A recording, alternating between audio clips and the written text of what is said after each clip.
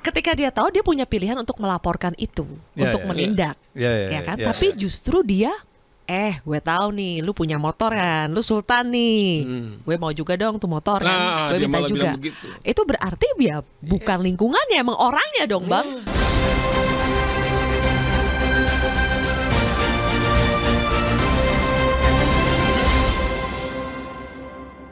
Apa yang menjelaskan abang-abang ketika di panggung depan kita lihat Noel, wah gagah sekali gitu ya, dan mungkin Bang Saur tuh tidak menyangka Noel yang selama ini koar-koar seperti itu kok hanya dalam waktu 2 bulan loh setelah dilantik tuh sudah terima 3M. Apa yang bisa menjelaskan orang entah berubah, entah tergoda, entah memang sebetulnya punya mentality seperti itu tapi memang pandai saja dia menutupinya, atau apa Bang? Saya lebih nomor 2 itu ternyata setelah saya beberapa kali diajak Pak Saud, kemudian banyak masukan kepada saya, Pak Saud, Noel hanya Anda lihat dari sisi luarnya. Ternyata politik pencitraan di kita itu ternyata sangat kuat. Dan saya juga dorong loh, siapapun, apalagi teman-teman 98. Bullshit itu kalau Anda bangun pencitraan, Anda sedang menggali bunuh diri Anda. Karena gini loh Sil, ini harus saya serius katakan, yang lain boleh lupa. Pak Saud boleh.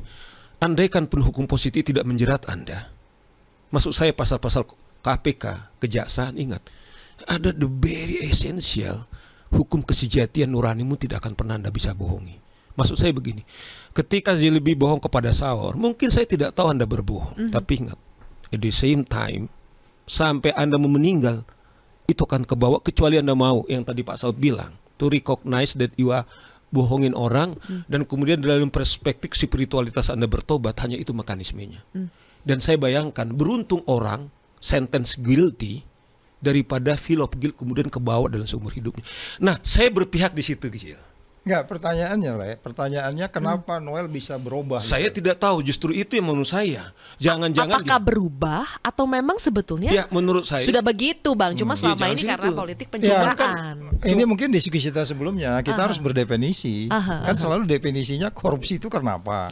Pertama, diskusi kita sebelumnya kan sama Mbak Silvi juga, bahwa pertama karena greedy, itu pasti itu kemana aja teorinya pasti gitu. Keserakahan ya. PBB juga gitu, karena greedy, kemudian karena opportunity, karena kesempatan. Tadi kan ada Mr. Sultan di situ kan, itu kan opportunity semua itu. Baru kemudian karena kebutuhan kayak ya bisa jadi juga kebutuhan karena dia suruh perbaiki rumah renov gitu. Rumah. Iya, uangnya dipakai terus kemudian kalau renov rumah rumahnya mau berapa ribu kamar gitu. Dugaan saya itu jam 7 tidur di kamar ini, pindah lagi kamar lain gitu. Renov rumah plus Ducati. Iya, itu need-nya bisa jadi need-nya gitu. Barulah kemudian yang opportunity tadi kan gitu kan. Apa environment kan, situasinya. Nah, situasinya memang begitu. Saya nggak tahu sistem jenjang karir di sana. Sampai ada orang yang terlalu lama melakukan, kan 2019 kita cek apakah mulai dari tahun 2019 orang itu berada di tempat yang itu teori organisasi nggak jalan tuh. Teori organisasi nggak jalan. Saya malah menurut saya Pak Saud dalam relung saya, dalam kontemplasi saya gini, masih relevan nih, masih Agustus, ketepatan disinggung. Jadi memang secara katakanlah simbolik kita merdeka, tapi dalam konteks personal kita sebenarnya, minta maaf ini harus saya katakan, sebenarnya si kita budak atas diri kita sendiri. Maksud saya begini, ketika kita transformasi dari negara penjajah kemudian negara merdeka, dalam konstruksi konstitusi kita kan kemudian diberi kita pasal 1 adalah negara hukum. Nah, saya mau masuk di sini, semoga ditangkap. Pasti Noel tahu korupsi itu dilarang bahkan dihukum. Kira-kira Silvi percaya nggak bahwa dia tahu itu? Tahu dong. Oke, menarik di sini. Dia benci kok malah dibilang. Problemnya menurut saya di sini, Zil. Dia nyaris jadi pembicara loh sebelum diciduk KPK problemnya ngomongin adalah soal koruptor. Sebenarnya banyak kita ini seakan-akan kita merdeka padahal kita budak.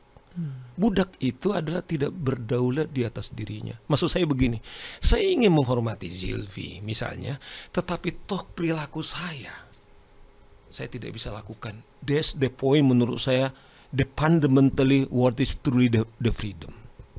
Jadi benar-benar kontroversi Noel dikit lagi ini harus ini agak-agak banyak kontradiksi dalam dirinya sendiri. Sesuai mungkin tema kita lah. Mungkin banyak di kita, Zil. Saya tidak contoh ini ya, contoh maksud saya karena masih relevan dalam katakanlah kita bicara soal kemerdekaan, jangan-jangan kita banyak mayat-mayat berjalan. Maksud saya gini loh sih. Filosofis banget ya, Bang. Maksud saya begini, iya. Memang dia tetap jalan seperti manusia tapi zombie. Jadi Noel ini termasuk itu. Ya, saya harus katakan karena dia tahu.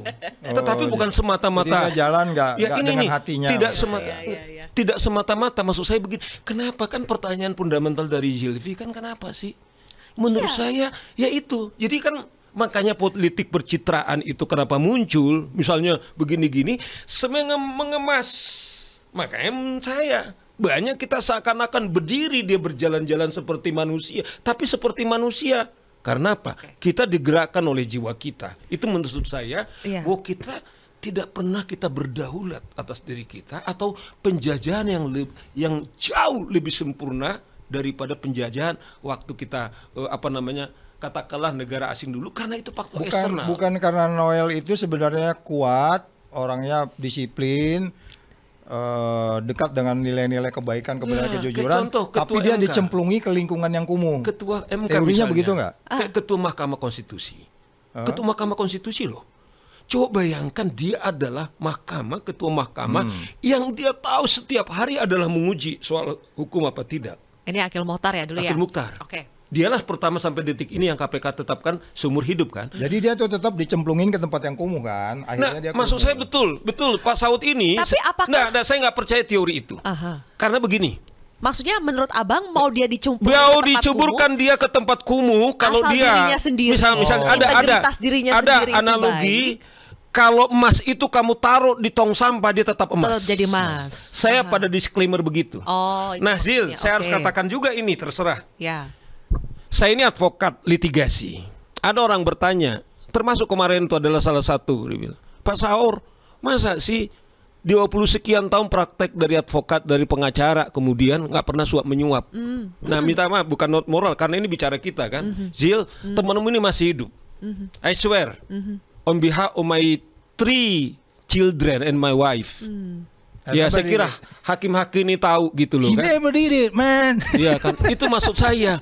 Jadi saya tidak mau kita juga, saya tidak mau, saya bilang, saya tidak mau juga kemudian kita sudah simpulkan juga harus juga beri kesempatan dong. Bahkan jangankan itu saya bilang. Nih komisioner kenapa saya berani kemudian dampingin orang ini? Artinya kalau dia punya celah pasti waktu membela KPK udah ditimpukin orang juga kali gitu. itu maksud itu saya sangat maksud saya adalah ini perlu juga harus kita ini. Nah, nggak betul. Saya tetap pada disclaimer, sistem itu adalah benda mati.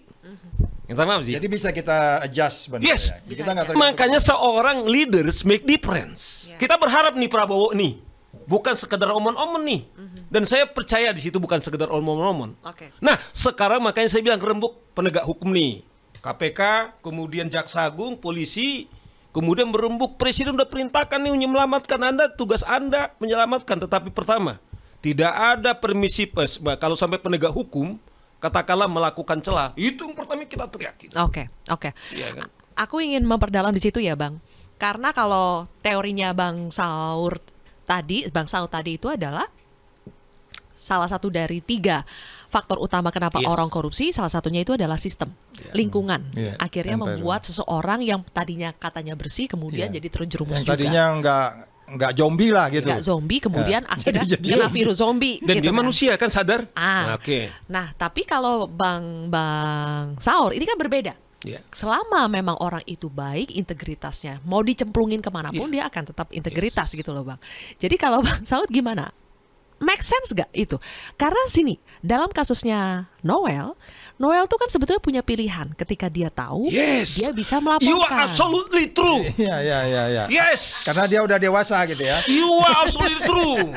Iya kan Bang? Di situ kita marah kita. Ketika dia tahu, lo pergi ke sono ke KPK marahin Noel. Jangan Mbak Silvi yang dia nggak marah, dia semangat aja. Oh iya, oke. Ketika dia tahu dia punya pilihan untuk melaporkan itu, untuk menindak, ya kan? Tapi justru dia, gue tahu nih, lu punya motor kan, lu sultan nih, gue mau juga dong tuh motor kan, gue minta juga. Itu berarti dia bukan lingkungannya, emang orangnya dong Bang. Iya, iya, iya. Ya kan kalau dalam kasus Noel.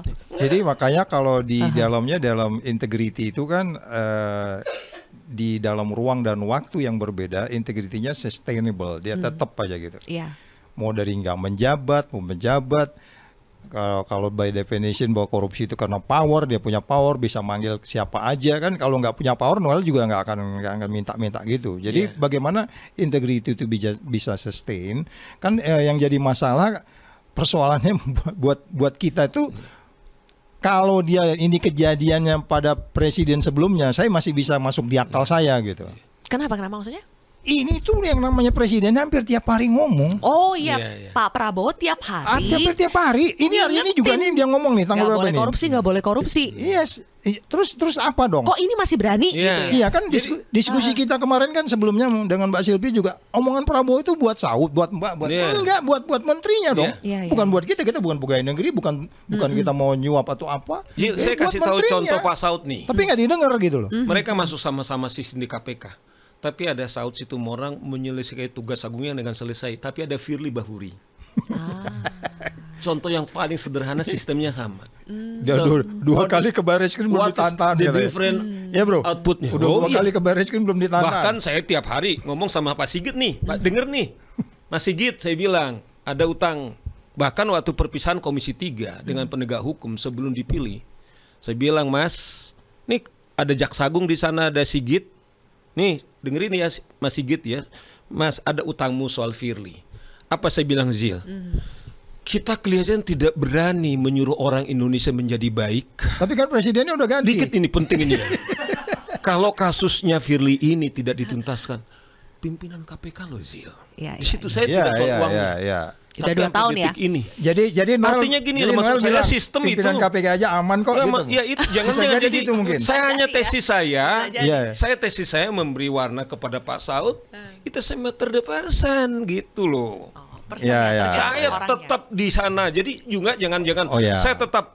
You can resign sama dengan saya bilang. Ada wakil menteri datang ke kantor kita. Kasusnya Jil. Ya saya nanti bacakan sama kamu. Kasusnya itu pembagian tambang 1,2 triliun. Ya, sebenarnya laporan ini sudah dia tersangka.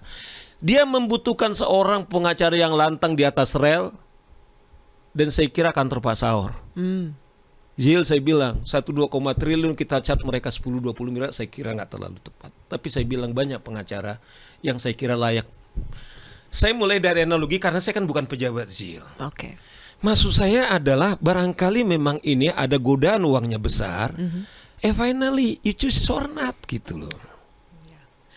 Saya nggak tahu di wartawan. Jadi Saur ini mau mengingatkan kita, please bangsa Indonesia, lakukanlah yang kamu omongkan, gitu kan? Itu maksudnya.